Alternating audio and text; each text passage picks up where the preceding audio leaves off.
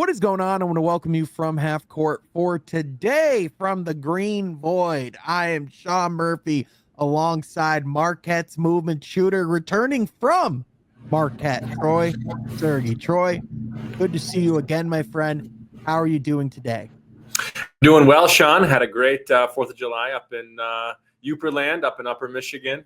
Great time with friends and family. But my goodness, since we talked last, the NBA looks a little bit different. A lot of different free agency signings, a lot of different trades. And it's always hard from this time of the year to the rest of the year when you have kind of like role players that you don't really think about every day. And then you watch the first NBA game of the year, like, oh yeah, back in free agency, the first week of July, they signed with so-and-so. And I just forgot about that till now. So there might be guys, from now until the season starts for a guy like Cam Johnson. I might say, oh yeah, the Nets. And you'll have to say, no, the Nuggets, things like that, where I think we need the season to start already, Sean. I think us NBA fans are anxious just a month out after the regular season or the playoffs.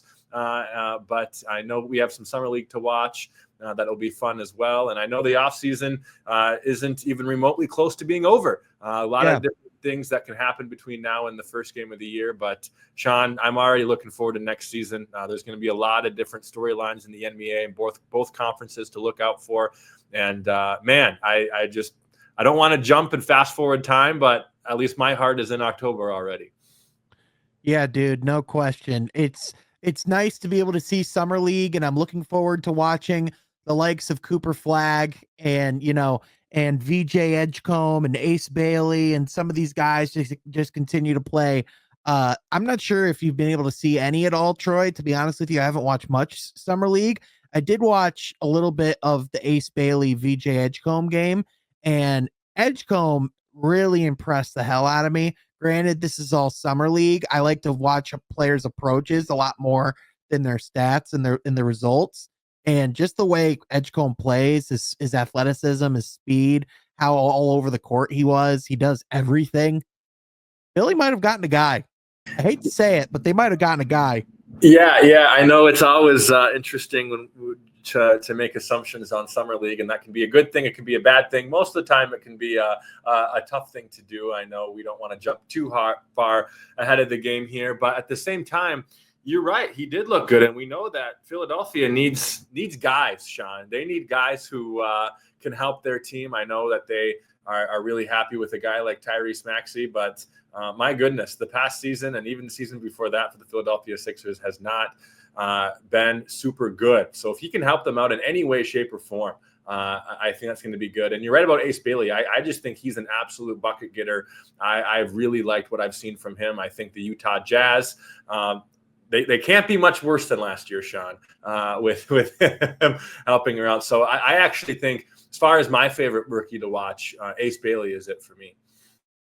Yeah, Ace Bailey is certainly an interesting guy to watch. Like, I really like a lot of his skills and the intangibles that he brings. My thing with Ace Bailey, and even just watching a little bit of what I've seen, he only takes difficult shots. Like, I think with some guys like that who have the capability of hitting tough shots, sometimes it's like that's all they do.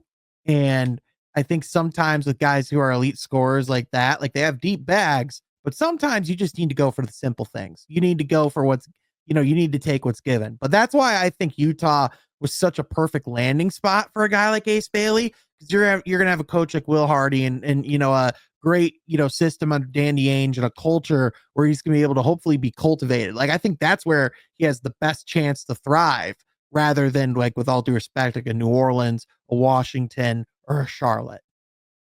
Right. And I think with a team like Utah, not a ton of pressure on him. I think that he can use this rookie year a lot to learn, especially from the coaching staff, and develop himself on an individual standpoint of really learning the NBA. And there's other franchises. Yeah, I think even in New Orleans, with just all the stuff going on with them, there's still pressure on you to compete, right? And just all the moves that they've made over the past year or so, there's a little more pressure on a New Orleans than I think there would be going into a system of Utah, where there's a lot to learn more than that win now, I guess, attitude. Yeah, for sure. And it's interesting because it's like the Jazz have said, like, they're not tanking, And like a lot of teams I don't think are necessarily like tanking anymore, but like for a team like Utah, you have like ample opportunity to put the ball into young guys' hands and to let them, kind of thrive and see what they do. And it's kind of interesting. Like Detroit's approach very much still seems, to be, letting their young core, do their own thing as well. We actually today was the press conference for Chaz Lanier, but also more importantly, it was really like an opportunity for Trajan to address like kind of the offseason moves and kind of some of the philosophies. And they talked to Malik and his agent on Saturday. They were really motivated on getting a deal done, but obviously at the 11th hour, things changed, and they brought in Karis LeVert and Duncan Robinson. And to me, Troy, my kind of impression of the offseason, it was kind of confirmed by Trajan, is the whether or not this team is going to take a step isn't dependent on the moves they made in the offseason. It depends on the offseason growth and development of their young players and their young core, because those are the guys that ultimately got them to where they were this past season. Obviously, guys like Malik and Tim Hardaway and and Tobias and Dennis, like they all stepped in and made contributions. And these offseason players that they got, like Duncan Robinson and Karis LeVert, like they'll certainly be able to step in and fill roles and support these guys, but they aren't going to be the reason why they advance deep in the playoffs. Like that's going to be if a Cade Cunningham or an Ausar Thompson takes that next step. Right. You took the words out of my mouth, Sean, because I was just about to say, I was going to say, I don't think any Pistons fans, or I hope no Pistons fans are saying, wow, instead of, being a first round team, we are automatically a second round playoff team because we got Karis LeVert. And that's no knock on Karis LeVert whatsoever. I mean, these guys help our young core, but really it is Cade Cunningham, Jaden Ivey, Ausar Thompson, especially looking at between now and October, the growth that they take. And, being able to play both sides of the court, we got some great progress this past year, and really all of those players. But it's going to be really fun to watch the growth to see for next year too, because the flashes of greatness that we saw from an Ausar Thompson this year, inject that into my veins, Sean, right? I mean, we really see these guys being, the catalyst to this team moving forward. And we got better over the off season, or at least the last week. But I'm really curious to see what kind of growth on both ends of the court our young guys take. Yeah, for sure. And one player that Trajan highlighted in particular, talked about their growth, was Ausar Thompson. And I think to me, that's like the X factor player on this team. I think he has been since he came back from the blood clot issue. And the quote he said is, Ausar is going to look like a different player. Apparently he's bulked up and has been in the gym and has been putting in a lot of work this summer. And I think as a result, Ausar with more muscle and to be able to, withstand, like NBA contact, and to be able to, really kind of force the issue more on the defensive side of the ball, like on top of his burst and athleticism, now he's going to be even stronger and have that NBA build. That could be scary hours for anyone having to be guarded by Ausar Thompson. Yeah, and I think, especially his age, one thing that we can look to and be really excited about jumping from year 2 to year 3. And yeah, I mean, when you look at some of the weaknesses of Ausar Thompson's game, I think getting stronger on both ends of the court and really having that physical physique, a true man NBA body, that's only going to help him, with cutting to the basketball, his intangibles around the rim, even better too, just being able to draw fouls easily too, get to the line more. Those are the types of things that I think of when I think of getting stronger, bulking up. And it also means even more competitive on the defensive end. And, I don't think we need to teach Ausar Thompson anything on the defensive end. I think that something that comes second nature to him of natural. He just has a great basketball IQ on that end of the court, but being able to stick to defenders, being able to guard other teams' best players, those are the things that I think, adding weight and adding strength to a guy like him can have, especially as a wing defender. Yeah, no question. And I really think that, his future is, just something that this ceiling, I don't even know if we fully even tapped into what that can be. Like, I really expect Amen and Asar both to really have like a season where they kind of arrive. Amen maybe a little bit more so just because he has that year head start, of not really missing a lot of time due to the blood clot issue. But as far as for Asar, like I really think that he has like a real runway here to, to be successful this year, especially if he indeed is bulking up. And, it sounds like as well, there's a lot of concerns about like, the backup point guard position after like the Dennis Schroeder movement. The Pistons did not bring back a player. They brought back a trade exception, which means that at some point they'll be able to absorb like $16.3 million in salary. To me, if you're looking at like what the perfect player would be for that, and a player that I would want to monitor if I'm Detroit, and I think a lot of people have talked about, is PJ Washington out of Dallas. They kind of have like a real surplus of wings, especially with Cooper Flag. It depends to me on how well those guys fit together. If they seem to clash more than they seem to collaborate, then that could potentially be something that opens up. But I would imagine, Troy, that Nico Harrison's going to love that length, is going to want as much of those types of players on the court as possible. Yeah, that kind of seems like the direction he wants the Mavericks to go, just with bringing in AD himself. But yeah, I mean, PJ Washington has high impact when he's on the floor.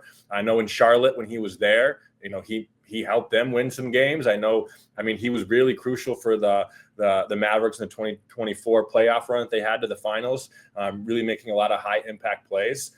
That's the type of player that you would want in a Detroit uniform, a guy who is high impact, but also knows how to get the job done and winning. Because with the Pistons, exceeding expectations so much last year, that we need guys that can contribute to winning. And you're right, the big piece that we're looking at is the younger players. However, guys like PJ Washington and some other guys too that are still free agents, or are still, at least on the market, I should say, are guys that you would want to bring into your locker room. Yeah, for sure. And in another thing that Trajan mentioned as well is, I don't know if this roster is like, definitively, I don't think you can say is like better or worse than the roster from last year. It's very similar, just with a couple of like parts interchanged. And one thing that Karis LeVert and Duncan Robinson do both bring is like increased size and length to the team. He talked about with Karis how he's like a player that you can really plug and play into like multiple different positions. He can guard 1 through 3, he can handle the ball, he can score, like he's one of those guys where like he's not like an elite player, but like he can get you a bucket and he can fill roles and fill gaps at a relatively consistent level. And especially that back half in Atlanta, he played pretty good basketball. So to me, like, it's like, is it one of those signings where like you're going to be like screaming like, we got Karis LeVert? Like, not necessarily, but you can use as many quality role players in the league as possible, and it doesn't hurt that he was a Michigan guy either. Yeah, and I remember a couple of years ago, Sean, we had James Edward III on the podcast, and you're talking about, I think it was around the draft time, and we're talking about what players could be available. At 5, we were picking 5 that year, and James said, hey, as much as Pistons fans are wanting a star and they're bringing in a star, what's wrong with bringing in a solid NBA player? And I think Karis LeVert is exactly that. He's a solid NBA player. He does what is right on both ends of the court. And if you look at the teams that make deep playoff runs, you look at a team like the Pacers, and even a team like the Thunder, who were just in the finals, and even some of the other teams as well that didn't quite make the finals, the Timberwolves and the Knicks. They have a lot of solid NBA players that complement their young stars. And I think a Karis LeVert can contribute to winning because he is just, a solid NBA player who does everything right, especially on the offensive end.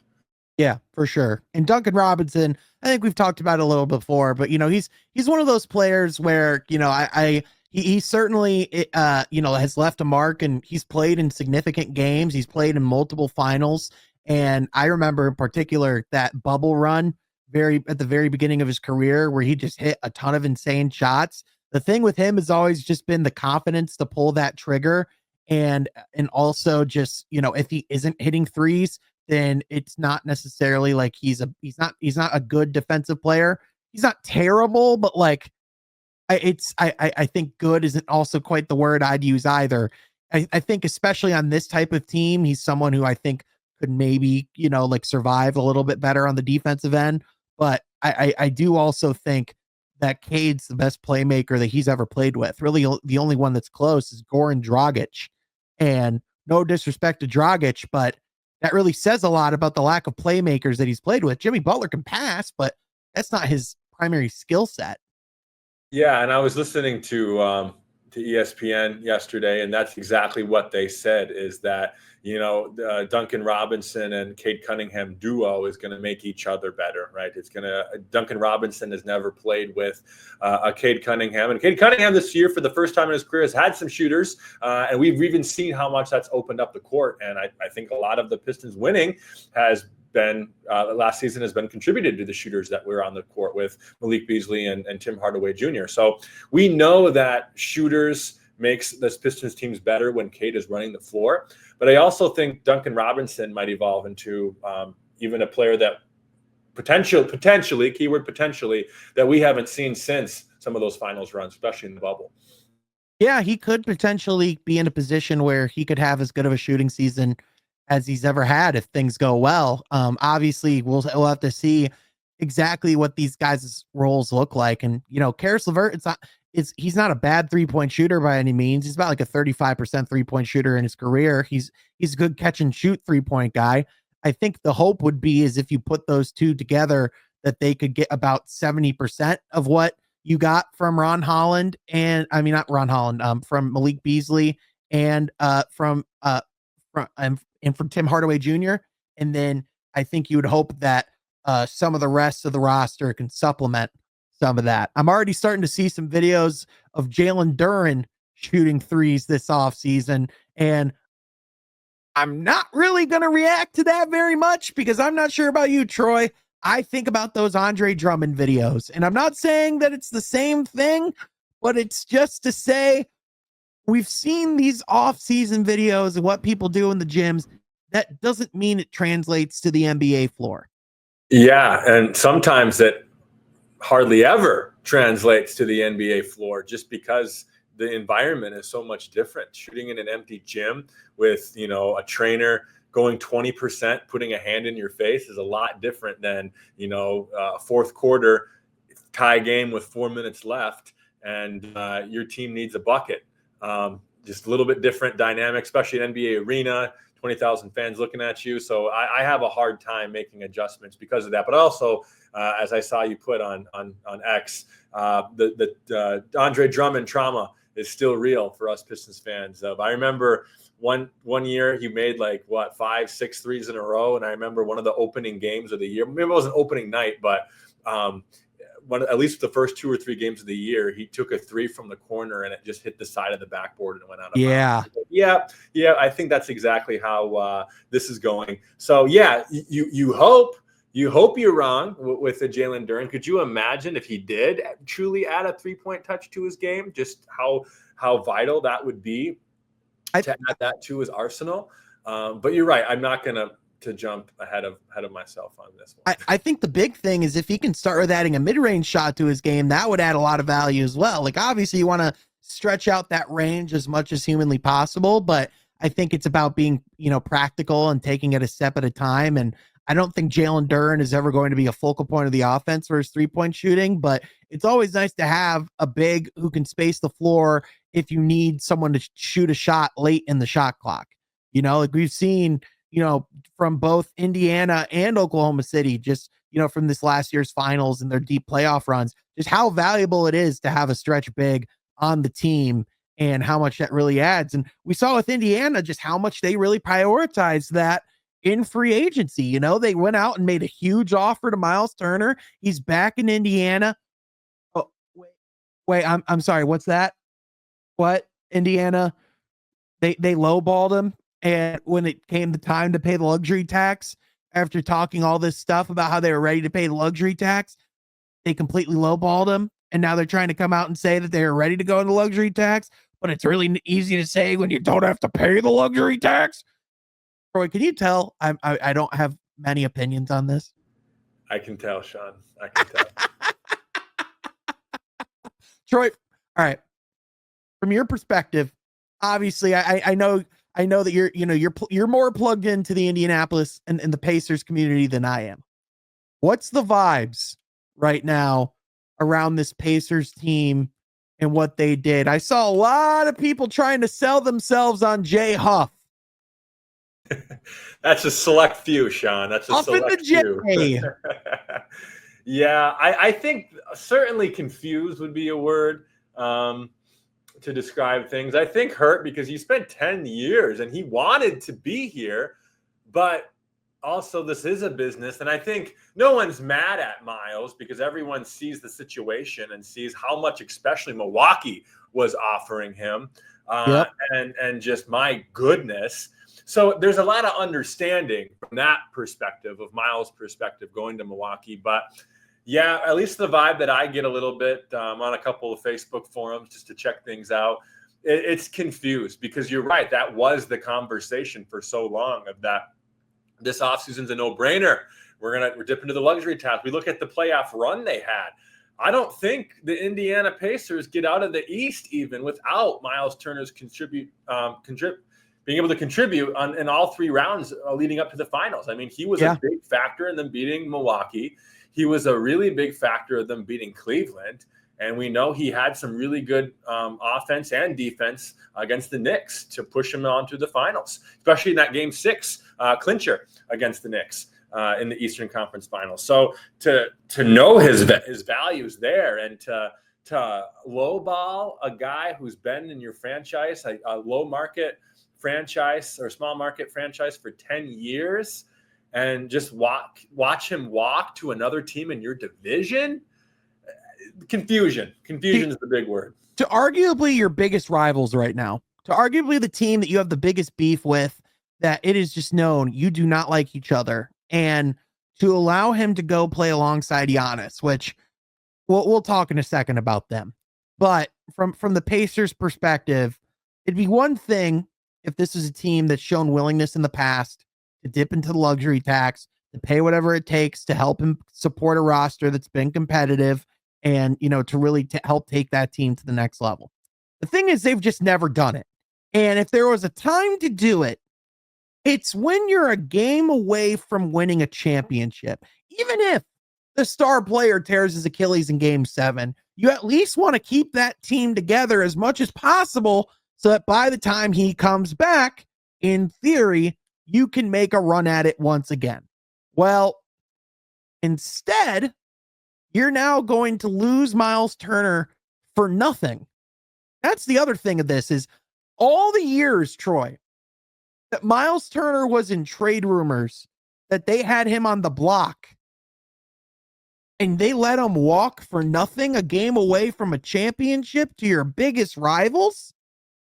If I was a Pacers fan, I would be beside myself. You're right, Sean. That loyalty is big, but also you're right. The value of Miles Turner, especially all those years, you're right. He was on the trade, conversation as trade block, but his value was always somewhat high. But I feel like right after this finals run, it's at the all-time high. And yeah, I'm not saying sign him for a huge contract and trade him. If you were to sign him, you would do that to keep him. However, it's just crazy to think that you're right for nothing. Always wanting to explore his value, but then nothing's the key. So I would love to know, Sean, what do you think? The fact that they didn't dip into that luxury tax, especially for so long, is there any player that's still available in free agency that you could see would one want to come to Indiana, but two that the Pacers would make a big offer to? Quite frankly, no. That's the thing that's really difficult about this is if there was like this free agency pool was already really small. If there's a pool that's really hard to find players in from a perspective of free agency, it's bigs. And if you want to have like an even harder thing to find, it's quality bigs. Because when you have a good big, you hang on to them for as long as you humanly can until you no longer feel like you can justify it. And that's seemingly what Indiana decided was with, Miles Turner going into 30 plus years old that they didn't want to approach paying him $30+ million. And, like that's going to be the thing is they brought in Jay Huff. We'll see what he can be. They re-signed James Wiseman. They still have Thomas Bryant on the roster. I imagine this is going to be a season of just seeing what you have and seeing what a lot of these young players can do. And then maybe at the deadline, they can try and trade for a big. Maybe they draft one next year. Maybe they trade up for a big. Maybe Phoenix doesn't like what's happening with all these bigs and they can get Malwash or possibly Mark Williams. Who knows? But like, that's the thing that's difficult is it's already not easy to find a good big. Now you might have to overpay to go get a good one. And that's the thing is like, would you have had to like overpay Miles? Maybe, but like, I don't know. Like I was expecting him to get $30+ million a year this summer. And even with a not so good finals performance, I don't think what Milwaukee's paying him without all the other context of why what they did was crazy. Like $27 million a year for Miles Turner is not that bad. Like that's actually like pretty reasonable to me. Yeah, I think the Pacers are going to regret this, man. Me too. You don't get to the finals every year, Sean. That the window of opportunity is so small in the NBA that you can't let a move like this happen. Yeah. And also it's like, I understand that not all owners are built equal. Not all of them, like, yes, like they are like rich in an atmosphere that you and I could never fully comprehend, but that doesn't mean that they all have the same spending power or the same, like bottomless bank accounts. But like, if we can just be honest here for 10 seconds, and I keep bringing this up because it's not getting talked about enough. Troy, what's another team that these Indiana Pacers owners have control of? The Fever. And who plays for the Fever? Sophie Cunningham. Yeah, exactly. That's who I was thinking of. No, Caitlin Clark. They are dripping in Caitlin Clark money. They made back her contract in 10 freaking minutes after drafting her. You're telling me that you guys don't have the resources to go out and dip into the tax and to pay your guy after you have all this Caitlin Clark money? The momentum around Indiana basketball is perhaps the highest it's ever been, even compared to the Reggie era. Yeah. We got the WNBA All-Star game in a couple weeks. That's going to bring in some revenue. We had the All-Star game here a couple years ago for the NBA. Yep. Yeah. Just no excuse. None. And, who knows? Maybe they somehow turn James Wiseman into Hakeem Olajuwon. And, like we just forget about all this. But, as much as I would love that for our guy Wiseman, I just don't see that being the case. So if I'm Tyrese Halliburton, laying my potentially the rest of my career on the line to go and win a title and to risk everything I did for the franchise, that's like the one thing you can ask your owner to sacrifice in return. And they're not even willing to do it one game away from a championship. Yeah, certainly really disappointing. And you're right.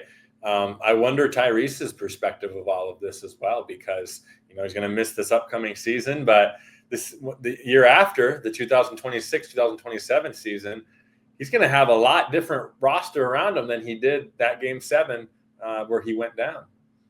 Yep. No question. And I think he's going to be asking himself, did we just cost ourselves our only window?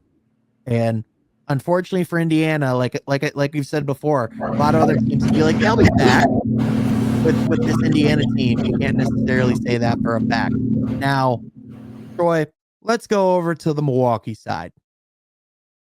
What the are they thinking? I get wanting to make Giannis happy, but they took about 20% of their salary cap for the next 5 years, literally until 2031 or 2032. They do not have 15% of their cap space. Just gone. It is literally the math is like it's like if they did the Nas Reed contract without the Nas Reed. I don't know about you, but I kind of like the prospect of doing the Nas Reed contract better, where you still get the Nas Reed instead of just having an empty cap space. And the crazy thing is, the Suns are about to do the exact same thing with Bradley Beal.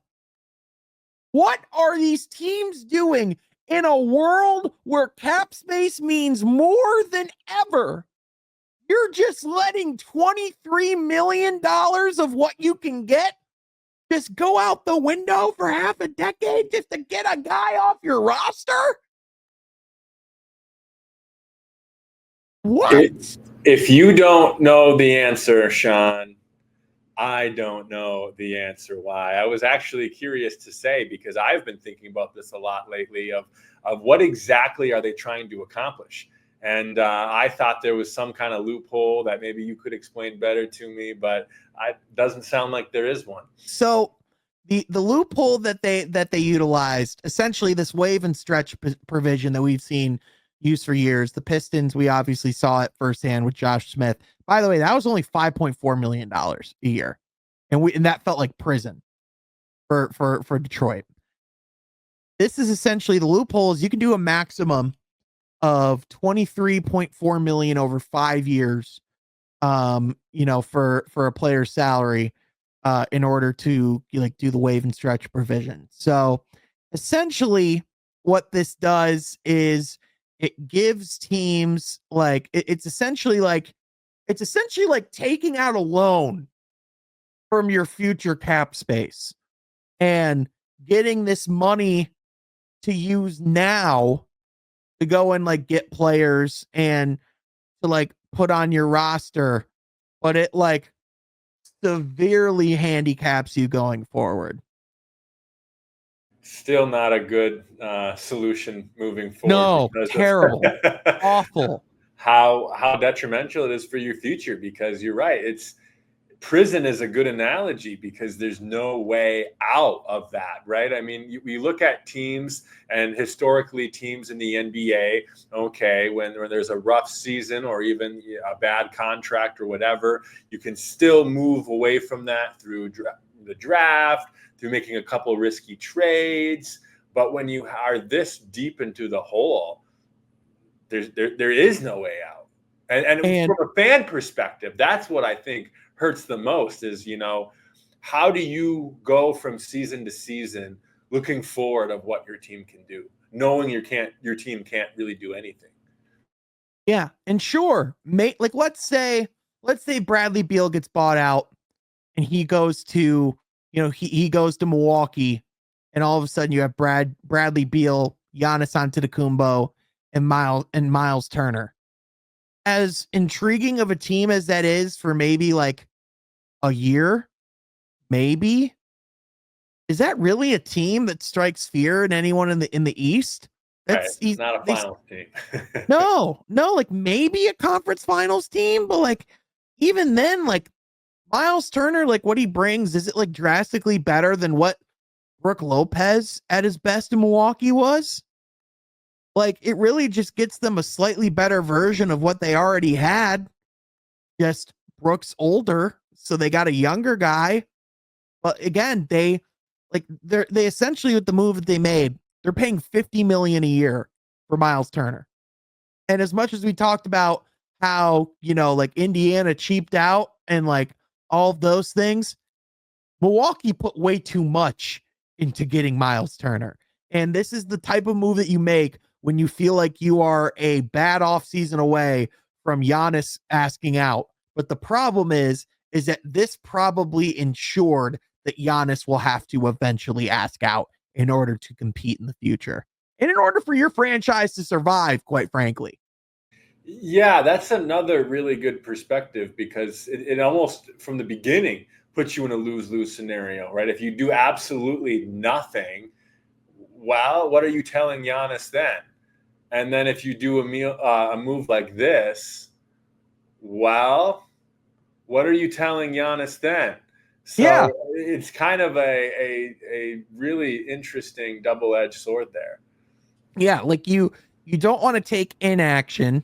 The best option for them would probably, from like a franchise running perspective, if you don't take business, finances, all those things into perspective, marketing, franchise value, etc., would be to trade Giannis, get picks back, young players and build from there. But I mean, this is a team that was literally in danger of losing their franchise until Giannis came along and then changed the fate of their entire, of their entire organization.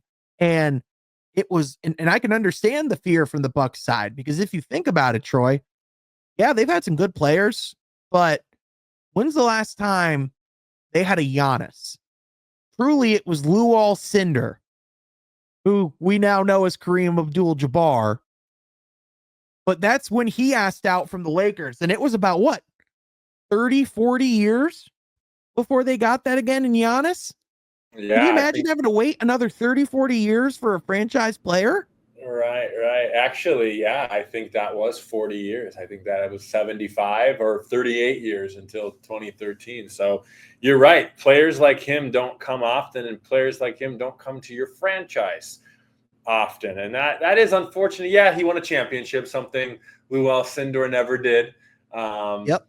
but at the same time, Giannis wanted this. Giannis wanted to stay and was willing to stay, and they just dug themselves in a very far hole, and it looks like they are once again. And I remember we were having a lot of conversation this playoffs about what Giannis's future was going to look like, and now it looks like at least one more year he's going to stay in Milwaukee. But even that, I feel like is Giannis being generous to that franchise, wouldn't you think? Oh yeah, for sure. And I mean, I think Giannis, like I think he absolutely loves Milwaukee, and I think he wants it to work out there as much as possible. So I think he's probably giving them more chances than a lot of people would, because there's real admiration and real love, and like a real, like when a organization invests that deep into a foreign player who he was not seen as, this, like, like no one saw him to be this when he came into the league. And so I think there's, like a real aspect of loyalty there that's admirable. But even that can be tested to its true lengths. And I just think for a guy who's as fierce of a competitor as Giannis, because let's be real, he's one of the most fierce competitors in the entire league, in all of sports, really. I just don't see how, even if they go out and have a good regular season, if they go out and even just get in like the second round, like, I just don't see that sitting well with him. I really don't. Yeah, it's unfortunate, and I know with the Dame injury, right? He got injured in that game four in the first round. What do you think Dame's future? Kind of shifting subject a little bit, but at the same time, he still was a part of the organization we're talking about here. Yeah. What Dame's future look like in the league, Sean? Yeah. I think that for Damian Lillard, this is probably one of the best things to ever happen to him, in the sense of he still gets his money. It sounds like he was like, there were like people were saying that he was legitimately contemplating opting out of the 50 plus $1 million player option that he had next year, just because of how miserable he's been in Milwaukee. Like being that far away from his family, it just wasn't really a good fit. He didn't really want to go there in the first place. It wasn't really working out basketball wise. Like it was not going well. And it sounds like he wanted to rehab in Portland so he could be closer to his kids. Sounds like Milwaukee apparently wanted him to rehab in Milwaukee and be in the facility. And so this allows Dame to rehab wherever he wants, to reassess kind of where the market's at, see what openings are available. And I think there's a very legitimate chance that a team that we already see as a contender could bolster up and go get a Damian Lillard. And not saying that he's going to come in and be the Dame of old. I mean, I think that's unrealistic to expect with like a torn Achilles. But like, let me throw out this scenario for you, Troy. Boston calls and says, "Hey, Dame, we'll pay you the mid level, or we'll throw you like 10 or 12 million a year on top of like the 23 plus mil he's going to get a year, from Milwaukee.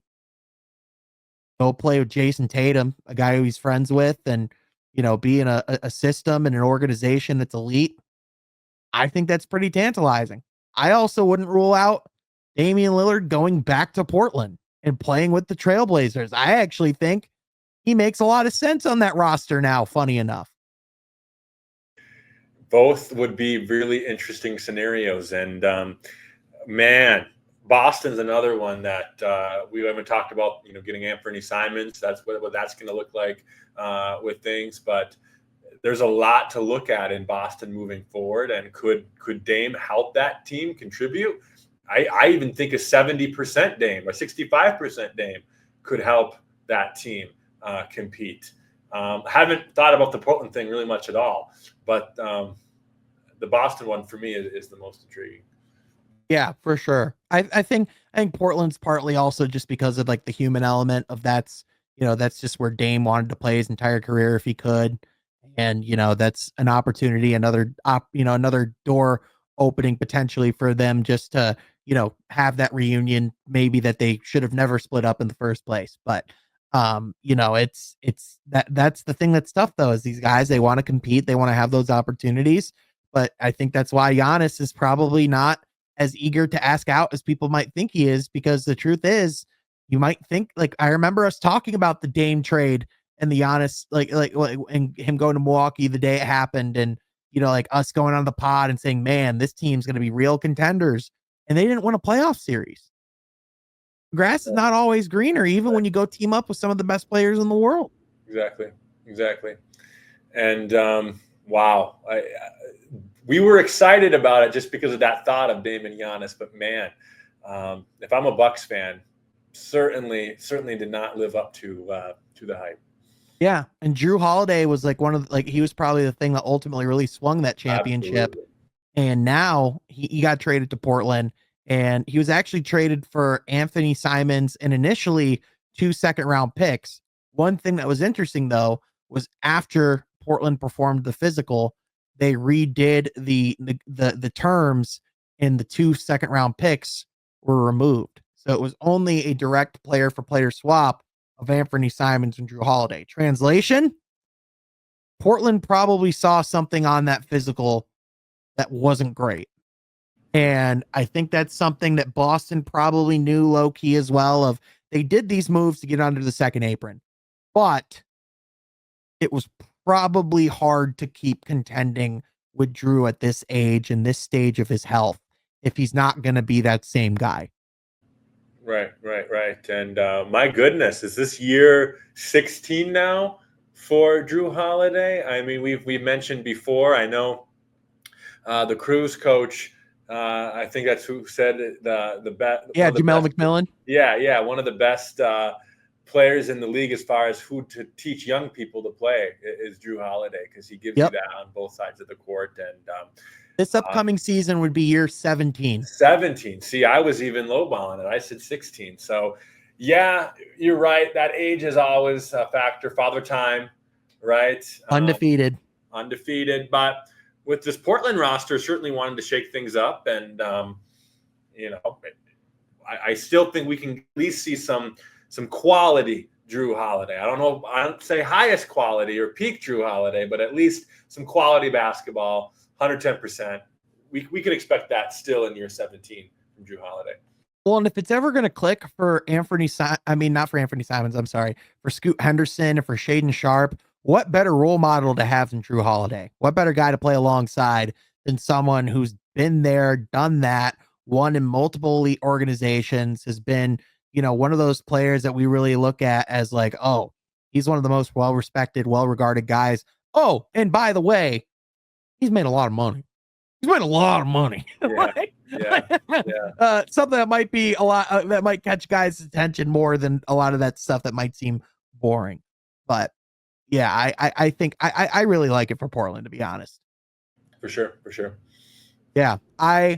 Troy, kind of as we wrap up, thinking about the off season as a whole, what are the teams that like have impressed you the most? And what teams have you been watching? And, what's like the ultimate team that you're just like, man, what the hell are they doing? Yeah, I would say for me, I feel like a lot of teams you could throw in there, but Houston is the one that stands out the most. Putting Kevin Durant around your young guys, being able to be smart at the deadline and not move a Jalen Green right away in February, but instead wait now until the end of June to do a trade like that. I just feel like it makes a lot of sense putting a guy like Kevin Durant in this franchise and seeing what he can do with some of the younger guys he still have in-house.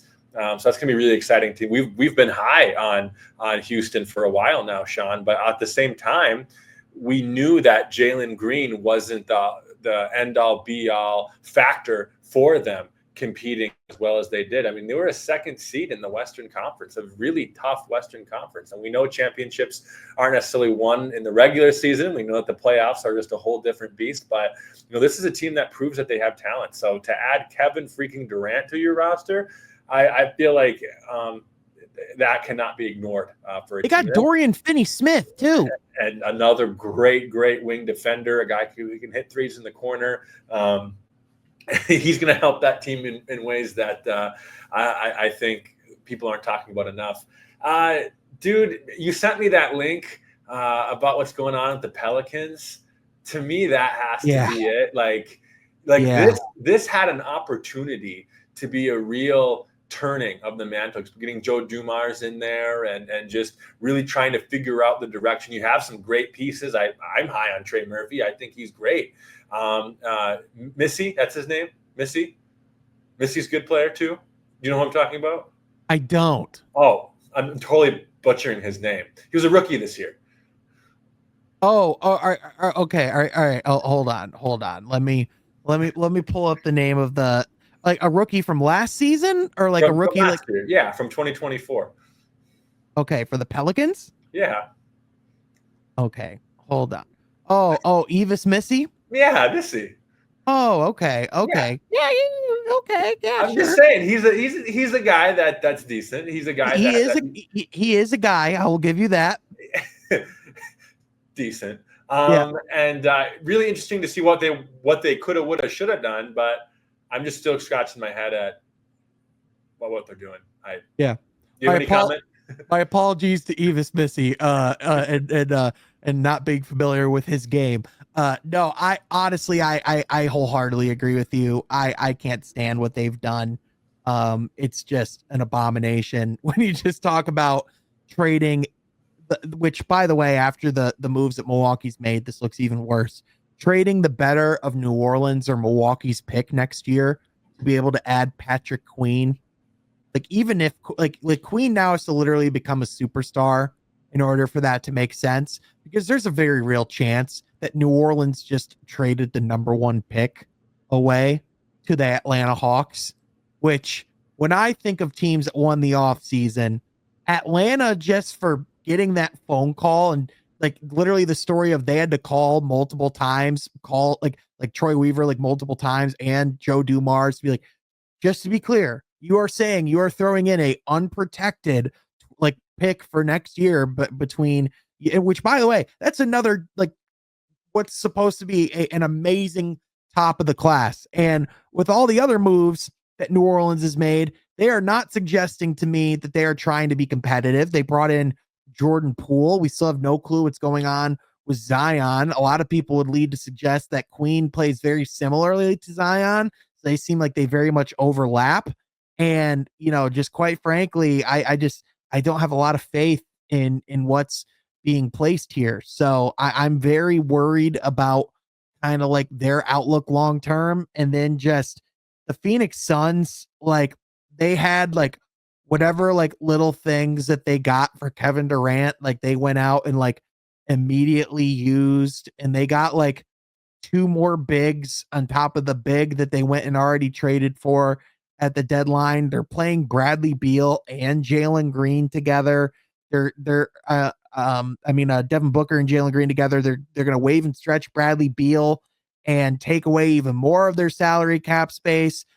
As strapped as Milwaukee is going forward, Phoenix is even worse. Oh, and by the way, they agreed to that 2-year, $150 million contract extension to Devin Booker. So you might have just taken your one tradable asset and made him untradeable as well. So just a true masterclass of tanking your organization's outlook and really assuring that Phoenix is going to be at the bottom of the standings with no way out for years to come.